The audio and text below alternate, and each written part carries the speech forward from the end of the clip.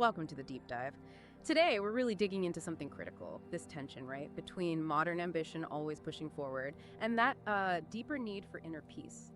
If you're listening, chances are you feel that pressure. The world demands speed, quick knowledge. But what if the fastest way to be effective, truly effective, is actually slowing down? Let's start with that moment. You know the one. Eyes open, maybe still dark, and the hand just reaches for the phone. Almost automatic. Our research suggests this isn't just a minor bad habit. It's framed as something much bigger, a profound act of, well, surrender. It really is. It's like you're externalizing your sense of self before you're even fully conscious.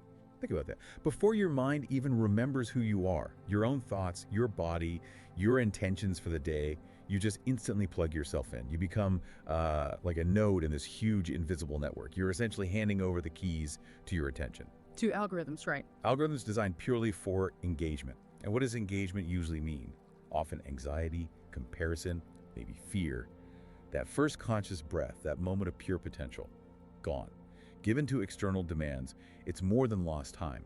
It's losing sovereignty over your own mind. Sovereignty. That's a powerful word for it. But we're taught the opposite, aren't we? That productivity starts the second we wake up. Checking emails, scanning news. Isn't that just catching up, being diligent? That's the myth, yeah, the diligence myth. But it comes at a huge neurobiological cost. Our sources consistently point to the first 30, maybe 60 minutes as this sort of golden hour for the brain. See, after sleep, your brainwaves are shifting. You're often in these alpha or theta states. Which are good for creativity. And calm. Exactly. Insight, strategy, emotional balance. Your prefrontal cortex, the CEO of your brain, handling decisions, focus, it's just coming online, gently. But then, bam, notifications, emails, news alerts, you flood the system, you get cortisol spikes, little dopamine hits, you basically bypass the calm, rational PFC and throw control straight to the limbic system. Fight or flight part. Right, the immediate reaction, fear-based part. So you're training yourself literally from the first moment for reactivity, not for clarity, not for thoughtful action. Wow. Okay, so we're essentially conditioning ourselves for crisis mode as the default setting. Precisely. You teach your brain that what's out there is more urgent, more important, maybe even more dangerous than what's in here. And psychologically, that's a deep wound. You implicitly tell yourself, my inner world, my thoughts, my feelings, not really worth attending to first. You look outside for validation or direction before you've even found your own feet. There's that analogy you mentioned earlier, the one about the lake. It really stuck with me. Oh yeah, the calm lake. The mind upon waking is like that still surface, reflecting the sky, potential, purpose, quiet, notifications, emails, headlines. They're like throwing handfuls of pebbles into that lake. Suddenly the reflection is shattered. All you see is chaos, ripples. And you start thinking, that's reality. Okay, so this feels big, but the starting point is small, right? Just delaying the scroll, maybe 5-10 minutes. How does that tiny act actually link up to bigger things, like purpose or, real world success? Well, this is where things get really interesting. You see this amazing convergence. Ancient wisdom and modern peak performance strategies, they're saying the same thing. Ancient traditions knew this first hour was crucial, sacred even. In Tibetan Buddhism, there's this term, yonomon pa. It means something like the moment free from mental afflictions. Free from afflictions before the day muddies the water. Exactly. Monks deliberately cultivate that stillness before anything else. They understand this fundamental truth. How you begin your day really is how you live your life. It sets the template. And importantly, this isn't about escaping the world. It's not about becoming a monk. It's about how you enter the world each day. Strategic entry, you could call it. Grounded, you can handle the chaos. Chaotic, you just get swept away. But I can imagine some listeners thinking, internal sufficiency, that sounds nice, but I need to achieve, to learn, to get ahead. That drive feels almost counter to just sitting still. That's a really important point, and it connects to the Buddhist idea of avidya. It's often translated as ignorance, but that's not quite right. It's more like forgetting. We forget our inherent wholeness. We forget that peace isn't something you get at the end of a long to-do list.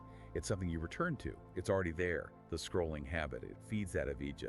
It trains us to believe we're lacking something, that we need constant external data, news, likes, tasks to feel complete or valuable. So the trap is always looking outside for something that ancient wisdom says is already inside. We're seeking validation instead of starting from sufficiency. You've got it. And look, this isn't just some esoteric, mystical idea. It's incredibly practical. It shows up again and again in modern high performance.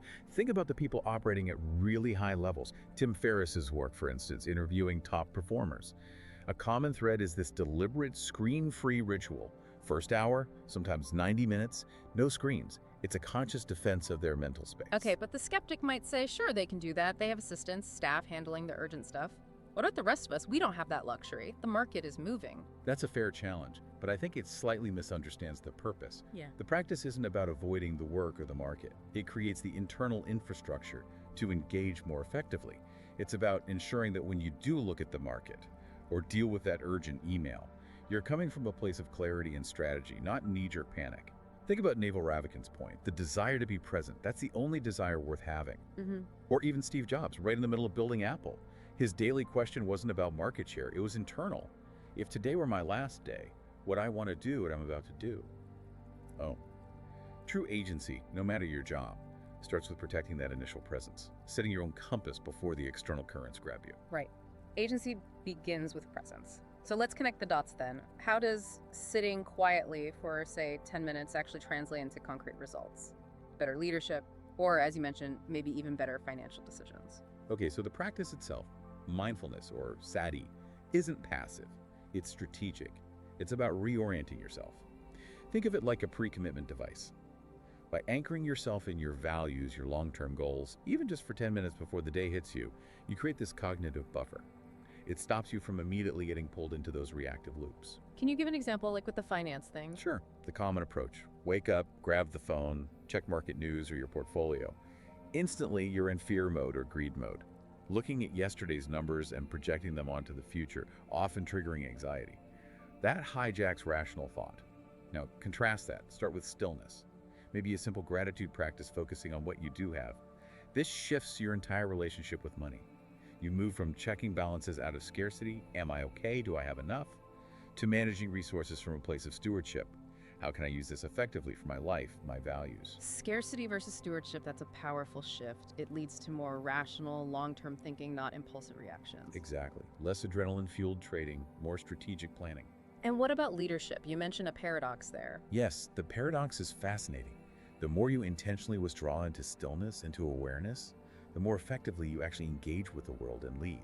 Ungrounded activity, just being busy, that's often just noise. Burning energy, achieving little of substance, but action that comes from a place of awareness, of presence, that has the power to transform. Think of the great leaders or teachers throughout history. The Buddha, for example. His deep silence wasn't a retreat from the world. It was the very source of his decades of impactful teaching and community building. Taking time to process, to ground yourself before acting or speaking. That's moving from just managing tasks to actually creating meaningful change. Okay, so this all sounds incredibly valuable, but let's be honest, for a lot of people, sitting in silence is uncomfortable. It feels fidgety, maybe even a bit scary. We reach for the phone because the quiet feels difficult. Absolutely. We have to address that resistance. We reach for the distraction often because we're afraid of what the silence might reveal, what questions might surface. The phone isn't the real enemy here, it's the avoidance. Our fear of just being with ourselves.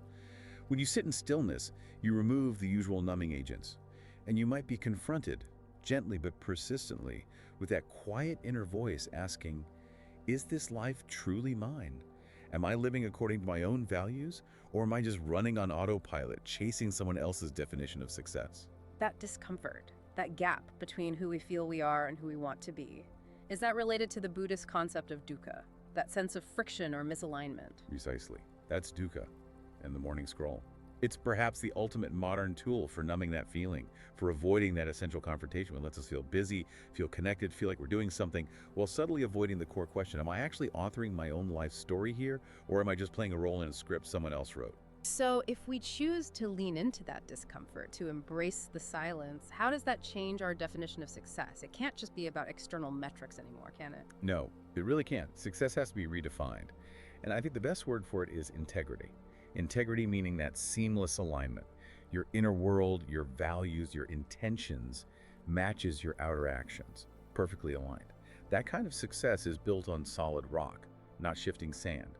And this brings us back to that beautiful lotus metaphor. Real success, real growth, isn't about somehow escaping the mud, the chaos, the deadlines, the difficult people. That's impossible. The mud is part of life. The lotus grows in the mud. Its roots are there, but it transforms that muck into something pure, something beautiful.